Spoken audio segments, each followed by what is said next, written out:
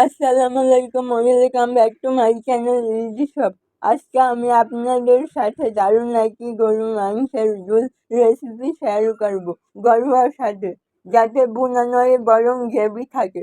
শুরু করার আগে আপনাদের কাছে ছোট একটি রিকোয়েস্ট, আমার রেসিপি ভালো লাগলে অবশ্যই আমার চ্যানেল সাবস্ক্রাইব করবেন। যারা পেজ থেকে দেখছেন, পেজটি ফলো করে পাশে থাকবেন আরও নতুন নতুন রেসিপি পাওয়ার জন্য। তো চলুন কথা না বাড়িয়ে শুরু করা যাক আজকের মূল রেসিপি, ঘরোয়া স্বাদে গরুর মাংসের ঝোল।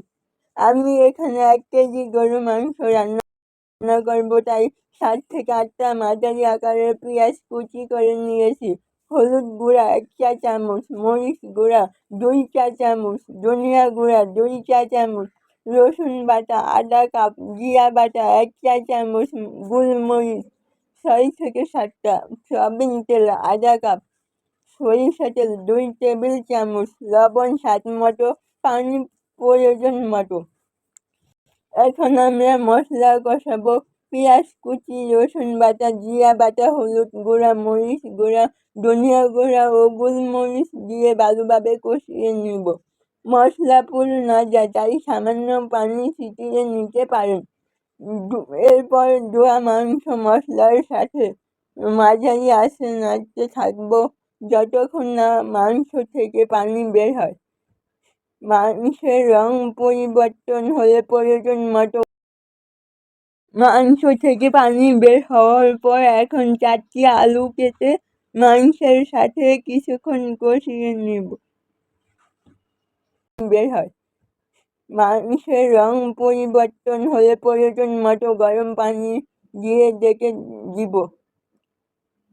মাঝারি আঁচে 40 থেকে 50 মিনিট রান্না করব। প্রেসার কুকার ব্যবহার করলে 5 থেকে 6টি সিটি দিলেই যথেষ্ট। মাংস সিদ্ধ হয়ে গেলে লবণ স্বাদ মতো ঠিক করে নিব। ঝোল যদি বেশি পাতলা হয়, কিছুক্ষণ খোলা আঁচে ফুটিয়ে ঘন করে নিব।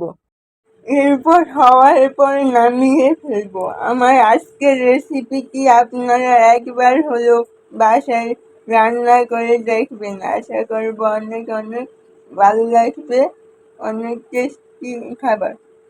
এভাবে রান্না করে গরম ভাত, পরোটা, খিচুড়ির সাথে খেতে পারবেন।